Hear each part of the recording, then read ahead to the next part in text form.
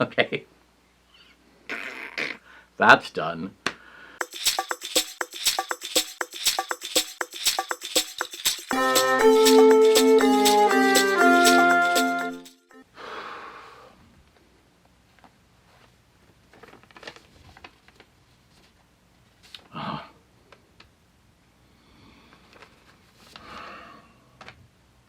Long playing records, which we called LPs for long playing, and then somehow we put S on the end. So they're not really long playings or longs playing, like attorneys general, which people call attorney generals.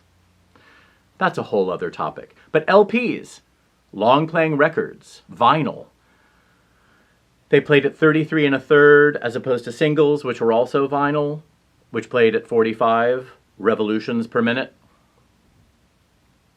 I loved LPs. I thought they were the most amazing thing. I used to be able to tell you a recitation of the first 6 that I owned because they ran between $5 to $7 when I was a kid and kind of held at that price for a good long while. It was a lot of money.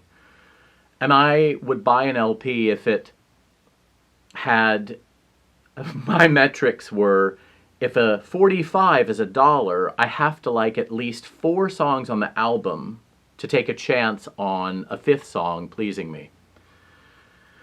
$5 was a lot of money, let me just tell you that. And depending on how much sales tax you had, like 8% sales tax, that adds a good chunk of change to the bottom line. Digging in one's pocket for coins. So vinyl is back, I get it. It's hip, it's cool, there's something about the thinginess of it that I think people find appealing.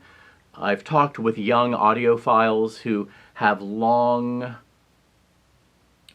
lists of what they like about vinyl. Not that it's $5, not that they like 3 of the singles, but there's this whole thing that's developed around LPs. Here's what I remember, and I don't know if this is going to make it into the 21st century LP revival, the vinyl revival.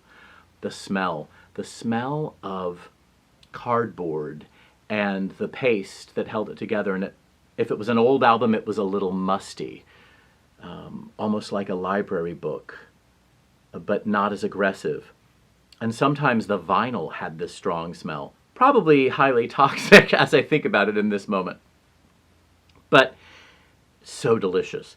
And the smell of the cellophane or the plastic wrap around the record when it was new off the shelf, and the smell of the label. Something about the smells of LPs.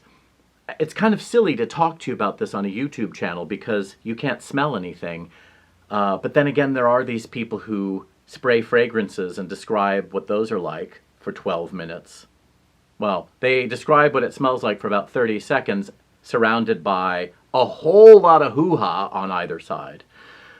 And you have cooking shows. You can't smell what's being cooked.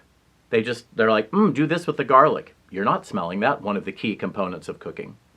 So, I can't depict for you the smell of an old LP or a brand new LP, but I encourage you to go to whatever record collection you may or may not have, or the next time you see one, just give it a sniff.